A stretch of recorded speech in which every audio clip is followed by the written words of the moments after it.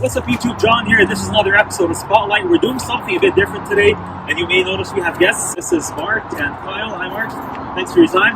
Appreciate it guys. They're the co-owners of American Ferro Auto Brokers. Now the point of this episode is, it's 2019, maybe we'll head into a recession, we don't know yet, but anyway, when you go and make a purchase, especially for something as expensive as a car, you want to get the best value for money for most people. So basically this is where you would usually, if you're going to go and buy a used car, you go with like a car expert that you know to kind of help you with the buying decision. You may be going with like a spouse, a friend, somebody who's like the car guru or something, and you'd be taking their advice if you don't know that much about cars. This is where Mark and Kyle come in, and basically why that matters is, for example, Mark goes to auctions himself and makes the buying decisions. Now why what he says matters is he does this for a living. His buying decisions affect his living pretty much. So we want to tap into his expertise, into the buying decisions. What goes through his mind when he goes to an auction? He has a limited amount of time to make his buy decision. What goes through his mind when he decides, hey, this car, I'm going to buy it because of 1, 2, 3. This is what I noticed. This is what was a deal breaker for me for another car and whatnot. So without further ado, we're going to get into this. We're going to be talking about this car today. What we have here is a 2006 1500 Sierra. It's a GMC, and we're going to be taking a walk around the car. We're going to be asking Mark about some of the details about the car. And we're also going to be discussing how he based his buying decision. And this is the valuable part. We want you to see what he thinks as an expert is worth looking at when you're in the market for buying a used car. So let's get to it. Sweet. Okay, Mark, so why don't you give us a walk around the car? Sure. Just give us some more information as we have a look at it. Yeah. Well, this truck is a 2006 GMC 1500 Sierra pickup. This is a 4-door model. Some trucks come with an extended cab. Some come with a crew cab. The crew cab is a 4-door, which gives you a lot of space in the back. Sweet. This specific model is a 2-wheel drive. Most standard trucks that are 2-wheel drive, they're a rear-wheel drive. They're not the front-wheel drive. Yeah. So you get all the torque coming from the back. This model is used for pulling any small boats, small campers. You don't get to pull much since the torque isn't up there, but it's used for everyday pulling. You're not going to pull a heavy trailer with it, but it will do a small tow. But like compared to like newer Sierras, like how do you think there's been any major changes to this model, or is it pretty much? Well, this year range runs from about 2002, 2001, all the way to 2006. They didn't change it until the 2007 year model, at least the body style. The engine, the specs, I don't think they changed much. Sierra's always been great cars, so I think they kept the same model since all of them popular with people. They don't want to change much here. Sweet. So now to the engine part. So can you just give us like an overview of the engine, Mark? Well, these trucks come in 3 different engines. They're coming a 4.8 liter, 5.3 liter, which is the most common, and the 6.0 liter, which is the biggest engine. This specific model has a 5.3 liter engine. It's a Vortec engine. It's interchangeable across the Sierras, the GMC Yukons, the Chevrolet Tahoes. There's a lot of models that use the engine in the GM manufacturer. That's good stuff. So, and this is nice. And usually, if you want to look at details, you can just Google a lot of stuff about cars before you go in and look at them. Exactly. But of course, I mean, there's what you can look up your own and specs and numbers, and that's what really matters. Especially if I'm going in as a buyer to look at a car, especially a used car. So, if I'm coming in to buy this car or to buy any car of this model, this kind of Sierra, what matters to me most as a buyer, in your expert opinion? Well, as a buyer, you want to get a car that are first easy to maintain. Okay. They're easy to fix, so you want to make sure that it's not a rare model that you can't get parts for. Labor would be expensive for. For example, the 3 model engine in this truck, the 4.8 is the least popular model engine. The torque on it is kind of low. Not a lot of people buy it, therefore you won't find it easy. And therefore, if you need to fix it, it's not easy to find parts for it. The 5.3 is the most popular one. They use it for, as I said, GMC Yukons, Chevy Tahoes, GMC Sierras. So it's interchangeable with a lot of cars. They're easy to maintain. They're not that hard to work on. It's not that hard to find parts for. That's pretty cool. So you would say that out of the 3 options, this would be the easiest to find parts for, hence pretty much the most common and the easiest to get fixed. Yeah. Interesting. Is there anything else you think, like me as a buyer, is there anything else that is there something that I should look for under the hood when I go in to buy? Well, first, before you even start the car, you want to check two things. If you come to look at the engine here, you want to look at the sides of the engine. Okay. The left side or the right side, that's where the head of the engine meets the lower part of the engine. Okay. If there's any oil leak there, that would be a very expensive job to fix, and it's not easy to do it on your own. So you would need to take it to a certified GMC or Chevy mechanic to fix that. Okay. And that's easy to spot. Right here, at the top of the engine, you see where my finger is, meets the bottom. Here there's a small gasket. It's called a valve cover gasket. Sweet. If the oil starts leaking from there, that would be a big problem down the road. It might be a small leak now, but as you start using the car, once you buy it, it will give you a pretty huge problem in the future.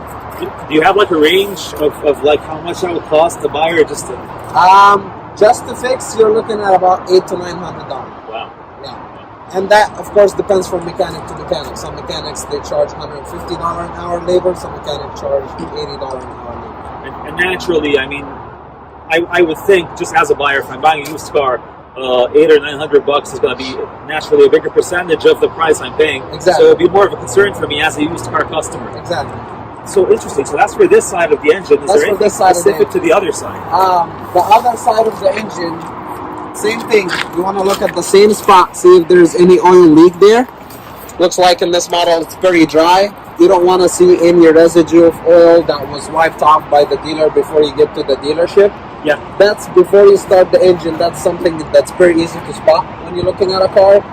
The only other thing that you could check before you start the engine is the oil. Sweet.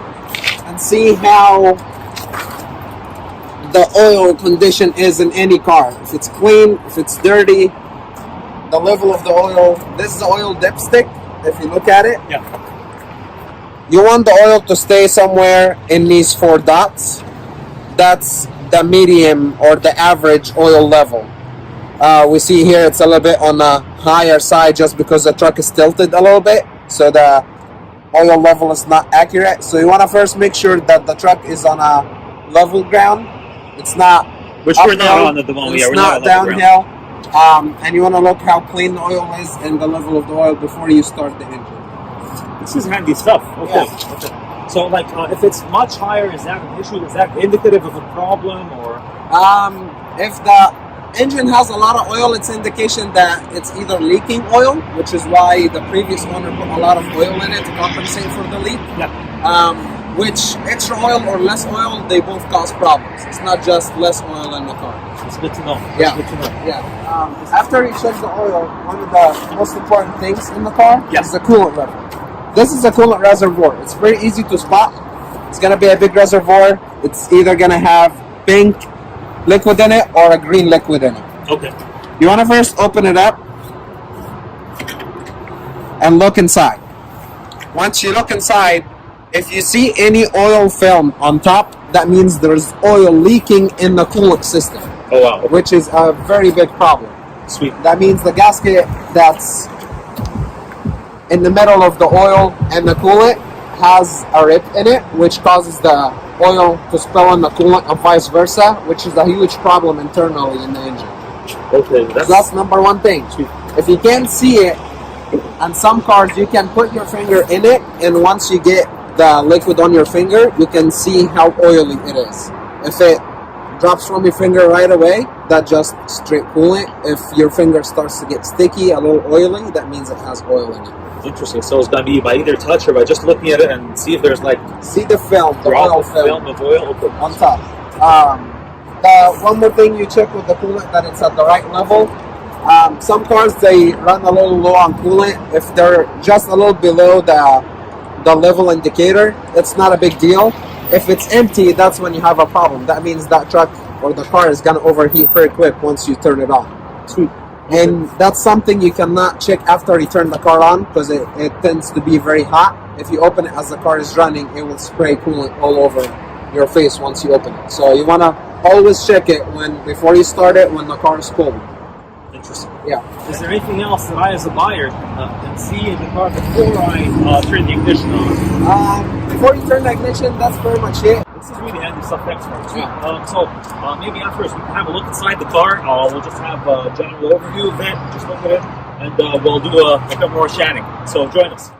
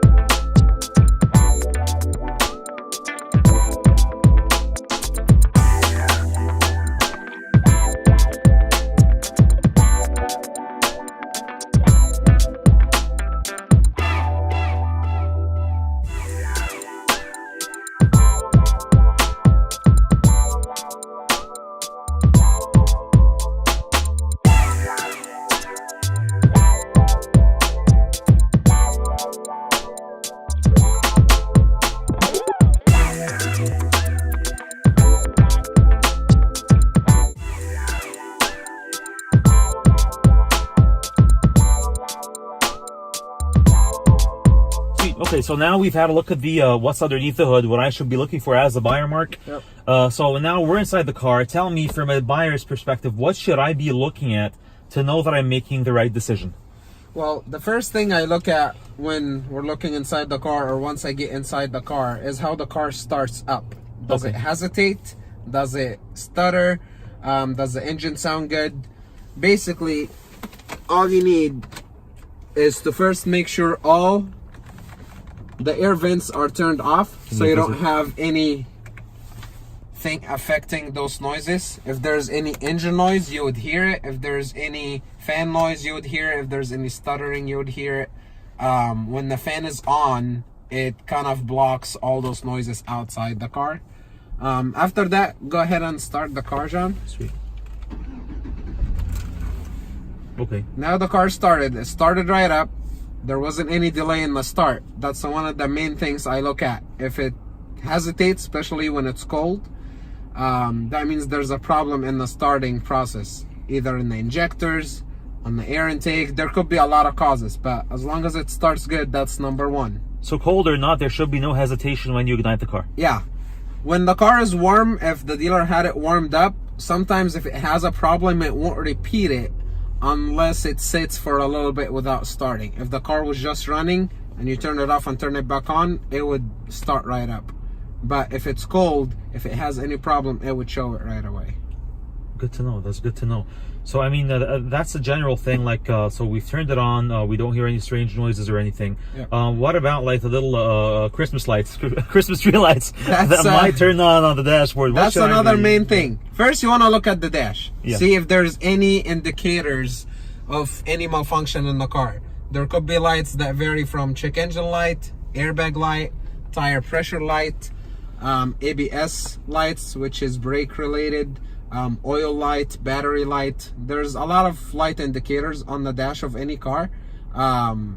Based on what you see is how you judge. If you see a check engine light, that could be a whole lot of ranges. If you see an airbag light, there's a malfunction with the airbag. If you see a tire pressure light, mostly it's not something major. The tire pressure light is easy to pop up on any car if the tires go low on air, or if the sensor itself is low on battery, because those are battery operated sensors. So once the battery gets low, the tire pressure sensor light comes on. So there's something important to ask here, Mark. So when we're talking about the potential lights that can come on the dashboard, so yeah, are there any particular like lights that you would say are red flags, are like big issues that would be a warning, like do not buy this car, this is a deal breaker. Like for example, the tire pressure monitor, I don't think that's a big deal, right? Correct. What about other things? Are all of the other things you mentioned like red flags, like don't buy this, or are some of them acceptable and some of them aren't? When you're buying a car, you want to look at, as you said, the value comparing to what you get. You don't want to put your money in a car and still spend some more money to fix it. So you want to make sure there's no lights in the dash. Although I have to point out, some lights, they're not as dangerous or as expensive to fix as the other. For example, the check engine light, when it comes on any vehicle, it could be a variety of reasons. There's a lot of codes that are stored in the vehicle. Some, it could be as simple as the fuel cap is not tied all the way. Yeah. That would trigger the check engine light. Or it could be as a huge problem with the engine that would also trigger the same check engine light. So one of the things that I do when I inspect cars before we buy them is I put myself in the buyer's shoes. First, what I do once I start the car, I have a code scanner. If you focus here, it's a OBD2 ABS SRS, which is the major lights we talked about. The OBD checks for a check engine light, ABS checks for brake lights, SRS checks for airbag lights. This port is in any car 1996 or newer. Any car would have this port. Scanners vary from very cheap to very expensive. If you're buying kind of an expensive car, I think it's a very good investment. If you spend, they range from $20 all the way to $200, and they all do the same. 20 to 200? 20 to 200. They all do the same job. The function of them may vary, but the main thing you want to see is the OBD, which is a check engine light. Anything other than that, you might want to take it to a certified mechanic to check it for you. Okay. So Jean, I'll have you plug this in. It's on the left hand side underneath the steering wheel. Okay, so it's plugged in, Mark. Sweet. Okay, so now it's plugged in. This specific model, it automatically, you don't need to push any button, it automatically tells you what the code is. Awesome. If you come closer to the scanner, most scanners will say this: no powertrain, DTC, or freeze frame codes are detected. Some scanners would basically say no codes detected. Some scanners will tell you 0 codes detected, but the idea is there's no code stored in the vehicle. Sometimes I would recommend getting that scanner if you're buying an expensive car regardless, because even though there may not be a check engine light sign, Yeah. the code may still be stored in the vehicle, but the light itself was erased by the person selling the car. Oh, sweet. Whether it's an owner or a dealer, at this point it doesn't matter. So no matter what you do, you should really go in with your like own With your own code scanner. code scanner. Yeah. So okay, question for you. Now you said that it's not like set in stone. Like there's some, it's kind of gray. It's not really white or black. So say I see something that says check engine, like there's a check engine light. I plug this in to get the code. Like what will it give me details about what exactly is wrong? Most scanners will not. Most scanner will just give you the code, which at this point you can research it online. Basically, once you type in the code by itself in any search engine, you will see a lot of articles either from the manufacturer of the vehicle or from any other code details website. It will tell you what that code is for, the symptoms of it, ways to repair it. But the idea of it, you will have a pretty general idea of how extreme that problem is. It could be something simple or it could be something huge. That's basically what you need to know before you buy the car. You want to know how much it would be to get this issue taken care of. I see your point. I see your point. So say for example, I see a check engine light. I put the code scanner in, I plug it in, I get a code, I go Google it or something, and I find out that it's not like a deal breaker. So I can think to myself, okay, this is not too bad a deal for the value, for like the price I'm paying, and I can fix whatever issue it is for this much money. So all in all, I'm not paying too much more and I'm still getting a good deal. Exactly. Are there any particular issues that come to mind, say with the engine, that if you were to see them, you would say, no way, do not buy this car, it's not worth the hassle? I would say anything internally in the engine would cause a pretty long amount of labor Okay. to be fixed. For example, code-wise, if you see any code related to a timing chain on a newer engine, again, it depends on the engine, but that, in most cases, is a significant amount of labor, significant amount of money to put towards parts just to get it fixed. And at this point, even if you get it fixed, at least to me as a dealer, when I buy those cars, if it has it and I would take the time to fix it, I don't have a guarantee that that problem will not repeat itself. So to me, I will not even mess with that car. Okay, you wouldn't bother, and I wouldn't even bother messing with the car. If the car was well taken care of before, not to get this issue, it means it would last a lot longer without it still. And instead of getting something that's bad and I would fix it and it happens again and I would fix it again. Interesting. Sweet. So we've done a bit of talking about the car, Mark. Thanks for the valuable information about, what goes under the hood, what we should be looking for, what happens on the inside. I want to get your take on something else. So how valuable do you think Carfaxes are?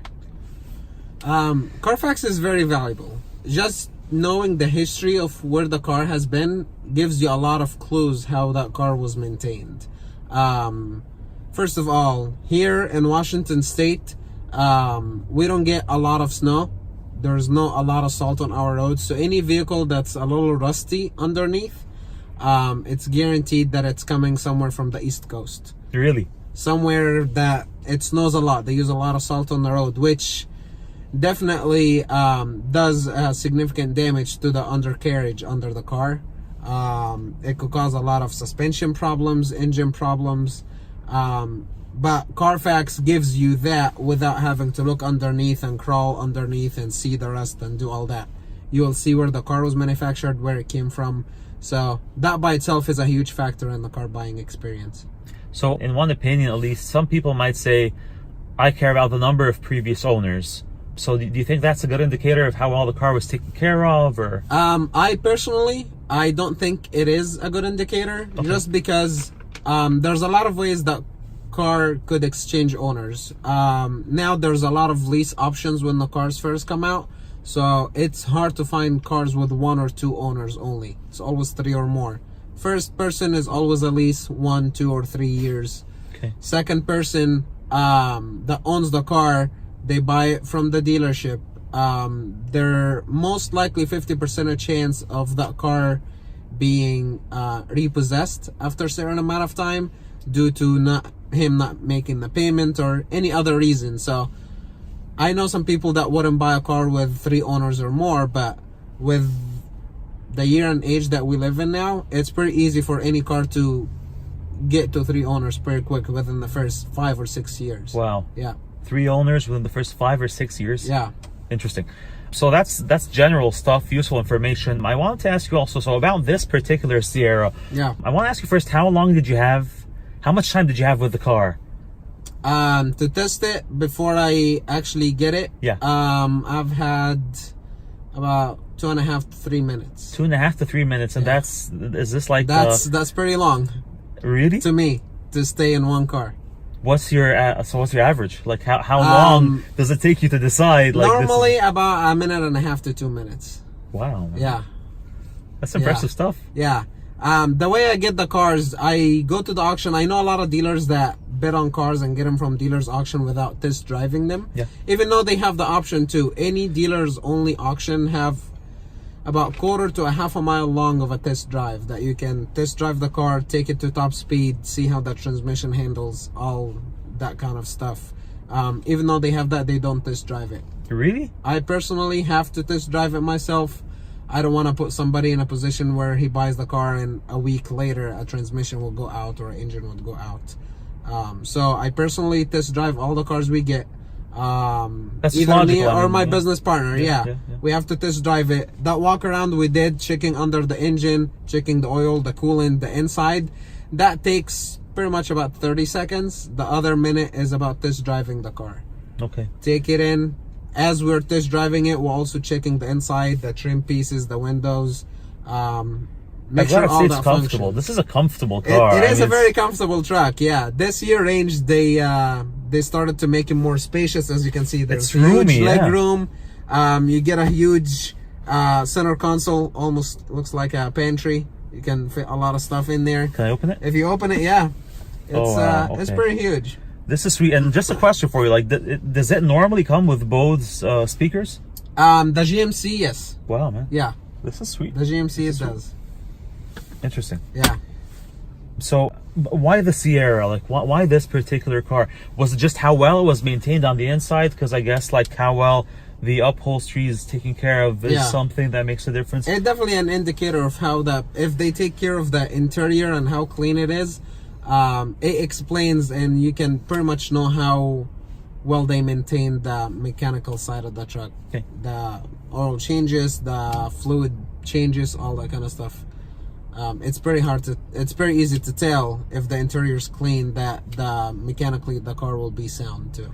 Let me ask you another question. So like, was the make part of the, like being a GMC truck, was that part of the reason you purchased it? Normally the make is, in this particular case, I would look more in the engine because the engine is interchangeable, as I said earlier, between GMCs and Chevy and Cadillac. So anything with this engine, that engine is a very sturdy engine. It's hard for it to go bad, of course, as long as you maintain it.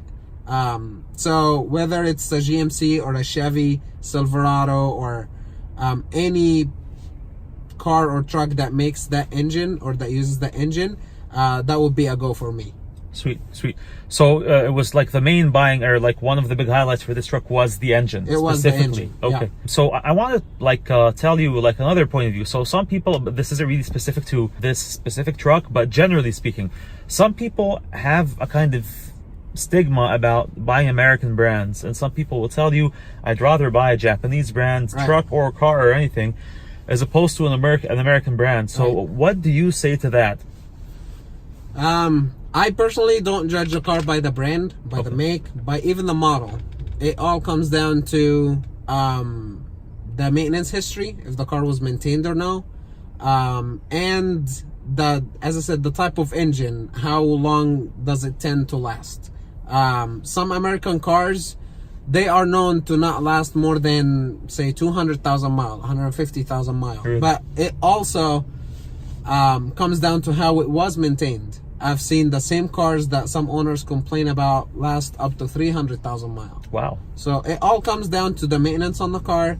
Some people only do the basic oil changes without doing the fluids flushes on time, or transmission services on time, or four-wheel drive services on time. All that plays a huge role on how long the truck would last. You would think it could wait another month, 2 months, 3 months to do it. For now, yes, but later on, it affects it on the long run. So maintenance on time is a factor for the livelihood of the car. Of course. Long term. Of course. This is really cool stuff. Thank you, Mark. Of So course. we did some like a pretty thorough, detailed like tour of this car underneath the hood. Inside, we picked Mark's brain to an extent. Thank you, Mark, so much for this. And Kyle was with us earlier. Of course, we thank them both. So at the end of the video, thank you guys for watching. I hope you liked it. If you like this video, please like, share, and subscribe. And a big thank you to American Faro Auto Brokers, co-owner Mark. We had co-owner Kyle earlier. And I'll have the address of the dealership down below on the screen, as well as the phone number. If you guys want to swing by here in Everett, Washington and give them a visit, you can possibly have a look at this car yourself or the other cars on the lot. There's quite a few different, options and a variety of cars and trucks that you can have a look at. Thank you for your time, and see you in the next one.